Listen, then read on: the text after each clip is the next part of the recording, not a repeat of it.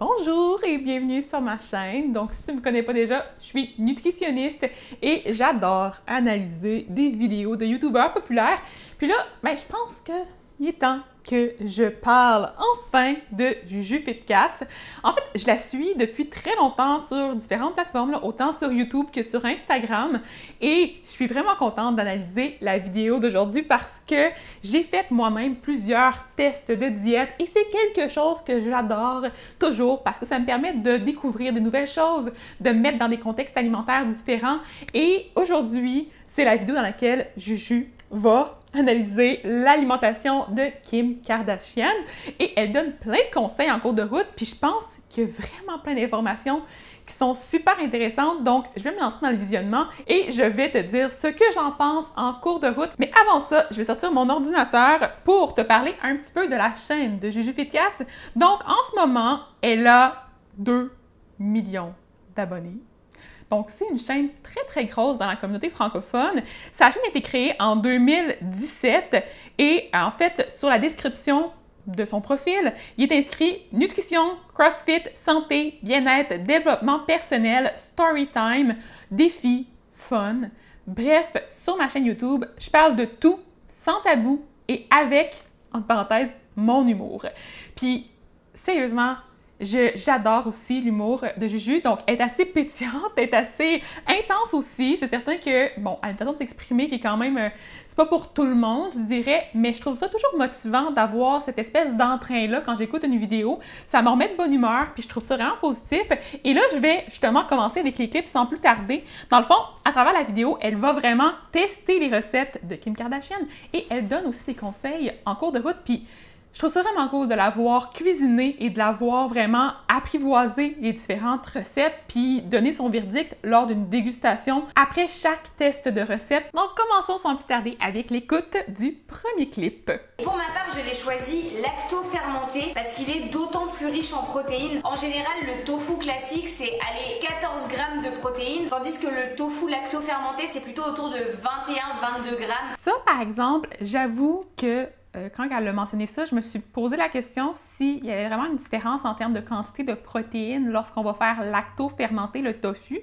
Et à ce que j'ai pu voir sur les différents sites des compagnies offrant du tofu, il n'y a pas vraiment de différence en termes de protéines, mais il y a une différence en termes de facilité à absorber les protéines, possiblement, facilité à digérer aussi le produit dans le sens où tu as peut-être moins d'inconfort avec les produits qui sont lacto-fermentés parce qu'il y a des bonnes bactéries qui vont venir avec le tofu et qui vont aider à bien digérer, briser certaines molécules, donc ça peut être un avantage. En termes de saveur aussi, ça peut être différent d'avoir le tofu lacto-fermenté versus celui qui est classique. Et je suis allée voir justement sur les sites de plusieurs compagnies, donc j'en ai montré juste un ici. Donc par exemple, ce tofu-là, qui est un aliment du Québec, va contenir 17 grammes de protéines par 100 grammes de tofu. C'est un tofu ferme, régulier. Dans le fond, il est vraiment comme une texture que tu pourrais faire un sauté de légumes avec ça, mais tu peux pas le réduire en purée, par exemple. Et l'autre option de tofu qui contient moins de protéines, puis c'est peut-être en fait ce de quoi Juju va parler dans la vidéo, c'est le tofu qui est quand même considéré comme étant ferme, mais qui est à la base plus soyeux. Donc, il est vendu normalement dans des petits emballages en plastique et en fait, c'est ça qui va le protéger parce qu'il est beaucoup plus fragile, il contient beaucoup plus d'eau par volume, donc il contient aussi moins de protéines. Par contre, moi, je l'aime beaucoup pour faire des sauces, pour faire des mousses aux fruits aussi et des mousses avec des bananes et des dattes. C'est vraiment super bon. Donc, c'est deux choses différentes. Je pense que en fait, 3 choses si on considère aussi le tofu lacto-fermenté, puis ils ont toutes des fonctions spécifiques, donc ça dépend vraiment de ce que tu veux cuisiner. Là, on va tout simplement laisser notre tofu griller. On en a pour un petit moment, les gars, donc éclipse temporelle. Ouais. Ça, c'est le genre d'humour, pour de vrai, qui est sur la chaîne de Juju, puis pour vrai, je trouve ça trop mignon. Fait que, un petit thumbs up pour ça. Et ensuite là, comme vous voyez, j'ajoute un petit peu de levure maltée. Ça donne un petit goût salé, voire même un petit goût de fromage. En fait, elle dit levure maltée et moi j'ai toujours dit levure nutritive ou levure alimentaire. C'est la même chose, on s'entend, mais j'ai l'impression que peut-être que les gens en France comprennent plus ou moins de ce de quoi je parle quand j'en parle dans les vidéos. Donc, confondez-vous pas, la levure pour le pain, c'est pas la même chose que la levure maltée ou la levure nutritive ou la levure nutritionnelle ou la levure alimentaire. Bref, il y a plein d'appellations pour ce produit-là. Et en fait, la levure nutritionnelle, c'est vraiment des petits flocons qui ont un goût justement de fromage qui est vraiment intéressant et qui contiennent également également de la vitamine B12. Je vais en parler dans une vidéo qui va s'en venir sur ma chaîne très prochainement en vous donnant aussi des idées de recettes pour pouvoir la cuisiner de manière optimale. Vraiment, ce que je suis contente de voir avec le petit déjeuner de Kim Kardashian, c'est donc premièrement, on a vraiment cet aspect protéiné avec le tofu brouillé, mais on a aussi cet aspect glucides et lipides, c'est-à-dire que, à la différence du régime alimentaire, comme je vous disais, qu'elle suivait à l'époque, où c'était vraiment full protéines, c'est-à-dire poisson, viande, œufs, à toutes les sauces, qu'il y avait quasiment pas de glucides et qu'il y avait quasiment pas de lipides. En fait, c'est vraiment ça. Je trouve ça vraiment cool de pouvoir voir Juju qui dit en fait qu'il faut manger de manière balancée. Il faut arrêter de couper des groupes alimentaires puis de mettre seulement des protéines dans notre repas avec des légumes. Souvent, c'est une façon que plusieurs personnes ont de manger et c'est pas optimal pour la santé. Donc là, je suis aussi contente de voir que l'alimentation de Kim Kardashian, en tout cas pour ce repas-là, comprend également une source de glucides avec les tranches de pain et qu'elle comprend également des protéines avec le tofu. Donc, ils sont super cool puis de bonne qualité. Donc, thumbs up aussi pour Kim Kardashian puis thumbs up pour Juju qui approuve ça aussi. Ben là, on constate qu'elle mange des tranches de pain le matin. Bien évidemment, c'est pas du pain blanc, c'est des pains qui sont beaucoup plus nutritifs. Ouais, pour ce qui est du pain, tu sais, ça aurait pu être du pain blanc, mais c'est vrai que c'est vraiment mieux pour la santé d'opter le plus souvent possible pour le pain à grains entiers. Faites attention par exemple parce que le pain à blé entier, c'est pas nécessairement la même chose que le pain à grains entiers. Donc il faut regarder la liste d'ingrédients pour pouvoir savoir si ils vont utiliser des farines qui sont complètes avec des grains qui sont entiers, donc qui comprennent autant le germe que le son à l'extérieur des grains. J'en parle un peu plus dans ma formation au sujet de la faim. Si tu veux en savoir plus, je vais mettre les liens dans la barre d'infos en bas. Si vous décidez de laisser la peau, les petits chats, pensez bien à la nettoyer correctement, c'est-à-dire qu'il faut bien la brosser, il faut bien la rincer à l'eau, prendre le temps, et ensuite vraiment vous pouvez laisser la peau pour la manger. Effectivement, il faut nettoyer le plus possible la peau des pommes de terre avant de les consommer parce que c'est sûr qu'il peut y avoir des petits micro-organismes à l'extérieur, il peut y avoir des saletés, il peut y avoir des pesticides, il peut y avoir d'autres petits trucs comme ça qu'on ne veut pas nécessairement consommer et avoir une belle brosse à légumes, ça peut vraiment nous aider pour ça. Et je suggère aussi à tous ceux qui peuvent de manger la pleure lorsque ça vous tente, lorsque ça correspond aussi à la recette que vous voulez cuisiner, parce qu'elle va contenir une belle quantité de fibres et qu'une bonne partie des vitamines vont se retrouver à la jonction entre la pleure et la chair du légume. Donc dans ce cas-là, c'est encore plus cool. Ce qu'on va faire, c'est qu'on va la faire cuire au four à micro-ondes pendant environ 5 à 7 minutes de façon à ce que les rondelles deviennent vraiment bien moelleuses en fait, tout simplement. OK, ça, je l'ai jamais testé, puis je suis vraiment une personne qui utilise quand même fréquemment le micro-ondes pour me faciliter la vie, pour accélérer certaines préparations, puis j'ai jamais pensé faire des tranches de pommes de terre douces au micro-ondes. Fait que c'est clair que je vais l'essayer. Je recommande aussi l'utilisation du micro-ondes. J'ai fait une vidéo complète à ce sujet-là si tu veux en savoir plus, puis j'aimerais la mettre à jour aussi prochainement avec les résultats de nouvelles études. Fait que si ça te tente d'en savoir plus, dis-moi là en commentaire et je pourrais me lancer là-dedans. C'est qu'on va prendre un petit peu d'huile de coco. Est-ce que je vous répète sincèrement pourquoi on fait cuire les aliments à l'huile de coco, les petits chats? Franchement, si vous avez écouté toutes les vidéos, j'ai dû vous le répéter au moins 10 fois. Ouais, pour ce qui est de l'huile de coco, en fait, il y a comme plein de mythes qui circulent autour de l'huile de coco. J'en ai parlé plus dans ma formation, d'ailleurs, sur la faim. Puis, je veux comme pas entrer dans la matière là, en ce moment, mais il y a des raisons pourquoi on voudrait l'utiliser, puis il y a d'autres raisons pourquoi on voudrait pas en manger trop non plus. Donc, à mon avis, c'est une huile que je considère comme étant neutre en termes de bienfaits nutritionnels. Par contre, pour ce qui est du goût, je la trouve quand même intéressante. Point positif parce que ça permet d'apporter des glucides, mais avec un index glycémique qui n'est pas trop élevé, qui limite l'augmentation du taux de sucre dans le sang, qui sont souvent associés à des gros pics de fatigue à 14 heures, etc. Pour ce qui est de la patate douce et de son indice glycémique, je pense que j'ai vraiment envie d'en parler plus en détail dans une vidéo complète. J'ai abordé juste un peu le sujet dans ma formation, mais il y a tellement encore là de croyances qui tournent autour de ça. Pour la patate douce, oui, elle a un indice glycémique légèrement plus bas que celui de la patate classique, la patate blanche. Mais est-ce que ça fait vraiment une différence dans la vie des gens qui sont en santé? Plus ou moins. Donc, je ne sais pas si c'est vraiment un réel bénéfice. Par contre, ça peut aider les personnes qui souffrent du diabète, par exemple. Donc, je pourrais peut-être revenir là-dessus avec des résultats d'études, puis aborder la question de manière plus scientifique. Si ça te tente, commente en bas. Concernant l'avocat, je suis un peu plus mitigée dans le sens où elle en a déjà mangé au petit déjeuner. C'est important de varier les sources de lipides. Donc ça aurait été plus intéressant, je sais pas, de cuisiner peut-être la patate douce avec des cacahuètes concassées ou avec un peu de beurre de cacahuète. Exactement. Donc, dans ma tête à moi, quand on mange, il faut essayer de varier l'alimentation, avoir des aliments qui sont différents à chacun de nos repas le plus possible. C'est certain que dans le cas, ici, peut-être qu'elle avait déjà ouvert l'avocat pour le déjeuner, puis elle s'est dit, je veux pas qu'il brunisse pour le dîner, puis j'en ai mangé à 2 repas, un après l'autre, puis j'en mange peut-être plus pour plusieurs journées par la suite. Fait que ça, c'est aucun problème avec ça. Par contre, si elle mange seulement des avocats dans ses repas comme source de bon gras, c'est peut-être pas nécessairement la meilleure option du monde. Là, je sais qu'elle propose aussi juste des alternatives qui sont vraiment cool en mettant, par exemple, du beurre de cacahuète, donc du beurre d'arachide, dans les patates douces. J'ai vraiment envie d'essayer ça. Donc, en version salée, ça doit vraiment être cool. Et sinon, aussi, elle aurait pu faire une petite sauce, justement, avec le beurre d'arachide ou un beurre de noix ou du tahini pour avoir un peu plus de bonnes matières grasses. Puis sinon, elle peut simplement mettre un petit peu d'huile sur la recette, mettre des noix entières ou concassées. Il y a comme vraiment plein de choix. Les graines également, les graines de lin, les graines de chia, les graines de chanvre, la cameline aussi, qui peut être vraiment cool. Fait que je pense que ça aurait pu, être amélioré, mais c'est pas la fin du monde non plus. Pas du tout. Et également, ça manque carrément de protéines. Autant dans ses diètes alimentaires à l'ancienne, elle bouffait beaucoup trop de protéines et pas assez de glucides. Donc je suis très contente de voir qu'elle a réintroduit les glucides. Autant là, zéro source de protéines sur le repas du midi, c'est quand même un petit peu dommage. Ouais, je suis d'accord avec ça. C'est pas la fin du monde de pas manger une grande quantité de protéines à chacun des repas. Par contre, en avoir une petite quantité, tu sais, un petit ajout d'aliments qui est riche en protéines à chacun des repas, c'est quand même quelque chose qui va aider à atténuer le sentiment de faim qui pourrait arriver dans les périodes qui se trouvent entre 2 repas. J'en parle beaucoup plus dans ma formation, donc je suis pas en faveur de manger des repas qui comprennent seulement des protéines. Par contre, les protéines ont leur importance. Donc ici, c'est sûr qu'il va en avoir quand même dans les légumes, il y en a une petite quantité, mais d'ajouter, par exemple, comme elle l'a mentionné, une autre source de protéines qui aurait pu être du tofu, du sétan, des légumineuses, du tempeh aussi, ça aurait été vraiment cool. Puis le tempeh, également, il fournit des bonnes matières grasses, donc ça, c'est un autre avantage à cette alternative-là.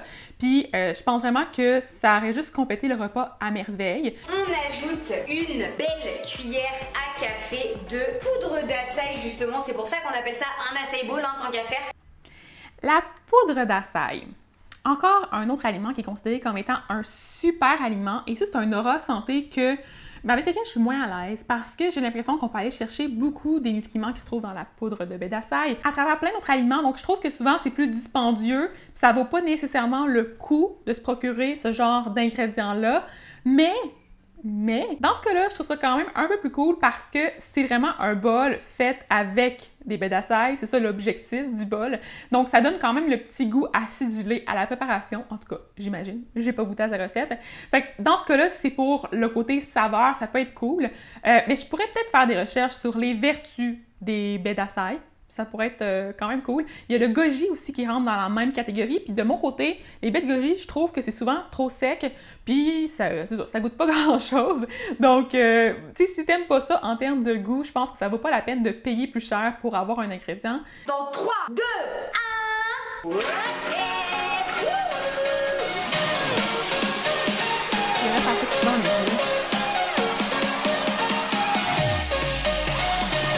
Ok, je ne laisserai pas aller trop longtemps, mais t'as compris le principe, là. Puis ça, c'est quelque chose qui me fait tellement tout le temps rire. Même au niveau du montage, j'ai comme tout le temps des petits glitches, le fun, puis en tout cas, j'aime ça. Après, je vous avoue qu'au mois de novembre, un açaï bowl, c'est un petit peu froid quand même. Ouais, ça, j'avoue que c'est pas tout le monde qui a envie de manger des plats qui sont froids quand c'est l'automne ou l'hiver. Donc, souvent, on a envie d'être réconforté avec quelque chose de chaud, quelque chose qui va nous réchauffer à l'intérieur, justement.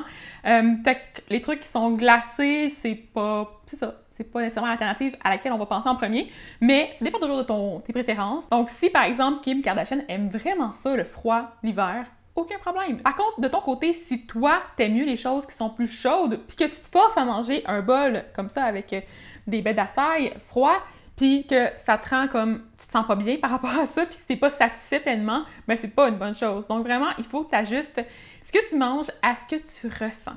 Au goûter, s'il n'y a pas forcément de source de protéines, c'est pas très grave. Le goûter, c'est assez optionnel, hein. Il y a des gens qui adorent prendre un goûter, il y a des gens qui préfèrent ne pas prendre de goûter. Je suis vraiment d'accord avec ça aussi. Souvent, comme je l'ai dit tantôt, là, on obsède par rapport aux protéines, on veut en mettre à chacun des repas, on va mettre en grosse quantité, on en met souvent trop. Donc, il faut quand même balancer les choses, avoir un repas qui contient les 3 macronutriments dans des quantités qui font du sens. J'en parle plus dans ma formation. Puis, dans le fond, ce qu'il faut comprendre de tout ça, c'est que à la collation ou au goûter.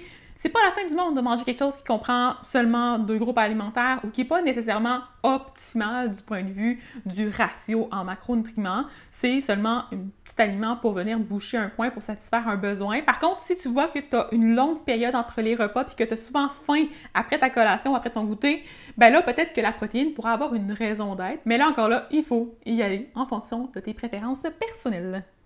On va commencer par faire, c'est accueillir Pichou sur notre cuisine. Bah oui, comme d'habitude. Non mais madame, est-ce que tu penses vraiment que je vais te laisser aller manger dans le wok? Non, il faut que t'arrêtes. Ça fait 4 recettes qu'on tourne aujourd'hui, 4 fois que tu montes sur le plan de travail. Oh, minou! Je sais pas si vous avez remarqué, là, mais en tout cas, souvent, mon chat, il monte en arrière, Léo, le tannant.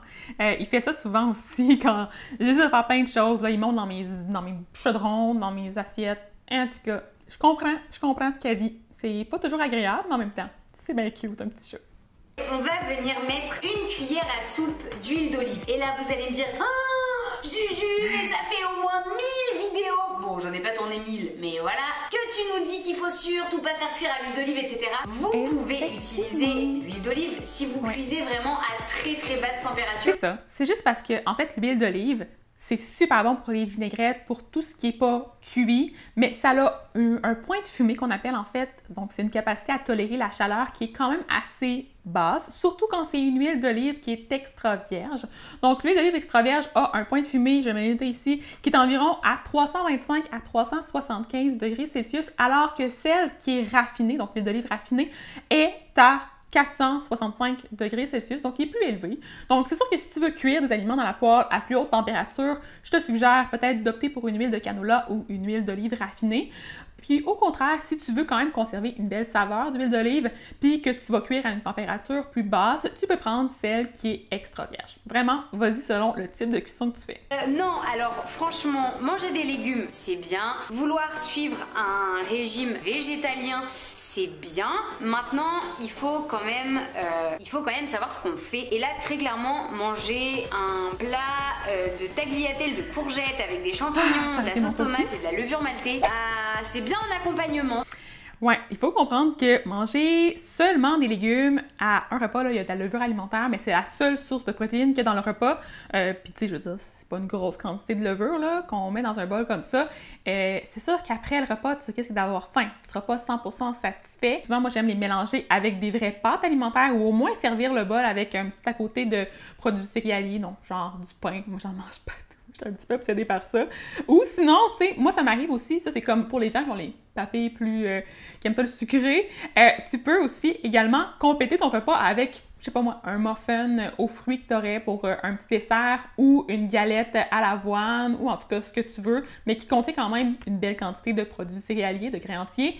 Et il n'y a pas beaucoup de protéines là-dedans. Fait que c'est sûr que d'ajouter des légumineuses, ça aurait pu être vraiment, vraiment intéressant. Même juste un hummus là-dedans, il y aurait eu des bons gras avec des protéines végétales. Ça aurait déjà fait un peu plus l'affaire. Ce serait bien s'il y avait une source de glucides à côté, s'il y avait une source de protéines. Là, tout seul comme ça fait pas un repas. Je suis d'accord, j'ai rien à ajouter, c'est exactement ça. Donc, l'objectif, c'est vraiment, oui, de manger végétal le plus possible si tu en as envie, si c'est dans tes valeurs également, pour ce qui est du côté plus vegan. Et tu risques malheureusement d'avoir certaines petites conséquences au niveau de ta santé et tu vas avoir faim, tu vas avoir faim sans cesse. Donc, c'est pas une sensation qu'on aime ressentir quand c'est trop intense, puis quand on réussit jamais à être vraiment pleinement rempli. Donc, c'est ça. Continue à varier tes repas, c'est vraiment la chose à faire. Parce que je veux bien que le soir on a moins besoin d'énergie, je veux bien qu'on va dormir, etc. Ok, on va pas faire la teuf, on va pas faire une séance de muscu, quoique, soit dit en passant, on ne sait jamais. Mais c'est des idées reçues, le fait qu'il faut pas manger de glucides le soir, pas manger de protéines, donc là ça fait vraiment très cliché. Je suis d'accord avec ça aussi. Donc, j'aime vraiment cette vidéo-là. Pour vrai, il y a plein de mythes qui sont abordés. Puis non, il faut pas se faire mourir de faim le soir parce qu'on s'en va au lit puis qu'on n'a pas besoin d'avoir des nutriments quand on dort puis qu'on va peut-être justement causer des désordres intestinaux parce que si on mange trop de sucre, trop de glucides ou trop de choses le soir, ben là, on va juste mal dormir. À moins que tu aies des problèmes, je pense que tu peux continuer à manger. En fait, je pense que tu devrais continuer à manger de façon balancée le soir, manger jusqu'à pleine satisfaction et intégrer des sources de glucides complètes. Donc, je confirme que c'est pas vraiment une bonne approche d'avoir un repas du soir savoir qu'il va comprendre seulement des légumes, comme dans ce cas-ci, ou une source de protéines avec des légumes. Je pense qu'il faut savoir intégrer les sources de glucides complexes ainsi que les bonnes matières grasses à tout ça. Je comprends hein, le délire, je veux maintenir ma ligne, je veux me mettre à manger vegan, etc. Maintenant, il faut quand même savoir ce qu'on fait, il faut quand même faire les choses intelligemment. Ça, c'est tellement un danger avec ce qui est partagé sur le web. Souvent, il y a beaucoup de vidéos qui parlent principalement d'apparence, qui donnent des trucs pour pouvoir atteindre un certain idéal corporel, pour perdre du poids rapidement et qui font des recommandations du genre mange un repas qui comprend seulement des légumes et de la sauce tomate, puis ça va te permettre de perdre du poids. Si tu perds du poids avec cette technique-là, tu risques éventuellement de le reprendre dès que tu vas recommencer à manger de manière plus classique. C'est ça. J'ai rien d'autre à ajouter, juste que je pense que c'est pas une bonne façon de procéder. Et j'espère sincèrement que c'est une tendance qui va finir par disparaître, puis qu'on va pouvoir enfin permettre aux glucides de retrouver leur place dans notre assiette. Soit dit en passant les petits chats, qu'on se dise la vérité. Quand je fais des vidéos 24 heures, je mange comme. Ne croyez pas que je me laisse crever la dalle. Oh non, je sais déjà que je vais aller taper dans mon frigo les petits restes des recettes que j'ai préparées cette semaine. Ne vous en faites pas pour Grosse Tintin sera rassasiée. Donc, ce que je trouve vraiment cool avec ce clip-là, c'est que Juju va nous dire qu'elle va pas se laisser mourir de faim après avoir fini sa journée de repas, qu'elle ne se restreint pas, puis que si, par exemple, elle a des besoins particuliers, si elle a encore envie de manger après avoir fini cette assiette-là, elle va aller chercher des aliments dont elle a besoin. Puis je pense que c'est important. Donc, à travers différentes de mes séries, je me suis quand même imposé certaines restrictions. Je sais que c'est pas une bonne chose, puis des fois, ça me rend un peu mal à l'aise parce que je vous recommande de pas faire ça. Puis moi, dans un contexte un peu plus scientifique et d'analyse, mais je l'ai fait, tu sais, à travers, par exemple, ma série sur la diète cétogène, ma série sur le jeûne intermittent. J'ai fait aussi beaucoup d'alimentation avec, justement, en suivant les recommandations de quelqu'un d'autre. Puis parfois, ça m'arrivait à la fin de la journée de me dire « j'aurais vraiment mangé autre chose », surtout dans le contexte de la diète keto, c'était quelque chose. Donc, je dirais que je l'admire énormément de s'ouvrir et de dire aux gens qu'elle mange autre chose après avoir filmé les vidéos. Je pense que c'est vraiment une bonne façon de procéder. C'est beaucoup plus balancé et beaucoup mieux pour sa santé à elle. Et aussi, je pense que ça permet à tout le monde de comprendre que c'est pas suffisant ce qu'elle a mangé, donc que ce que Kim Kardashian avait mangé dans la journée typique n'était peut-être pas adapté à ses besoins, donc aux besoins de Juju. Donc voilà pour mon analyse de la vidéo, j'espère que ça t'a plu. Si c'est le cas, n'oublie pas de me mettre un petit pouce en l'air à la vidéo, n'oublie pas de t'abonner aussi à la chaîne pour en voir plus, dont la vidéo sur la levure alimentaire qui va s'en venir prochainement. Et si tu as des questions sur les différents sujets qui ont été abordés, donc l'indice glycémique, justement la levure alimentaire, le fait de consommer des protéines végétales, les différents types de gras. N'oublie pas de me faire signe en commentaire. Et si tu es intéressé par ma formation La Faim, dans laquelle je donne plein de conseils pour réussir à mieux savoir quoi manger, pour pouvoir combler nos propres besoins à nous, mais je vais te mettre les liens dans la barre d'infos en bas. Tu peux aussi me contacter en privé pour qu'on puisse en jaser ensemble. En ce moment, la formation est offerte en période de lancement, donc elle est disponible avec un gros rabais. Fait que si ça t'intéresse, il faut vraiment que tu y ailles rapidement pour pas manquer ça, surtout si tu écoutes la vidéo un peu plus tard dans la période de lancement. Donc, je te suggère de cliquer tout de suite en bas. Et sinon, on se revoit bientôt, j'espère. Puis merci pour tout! Bye!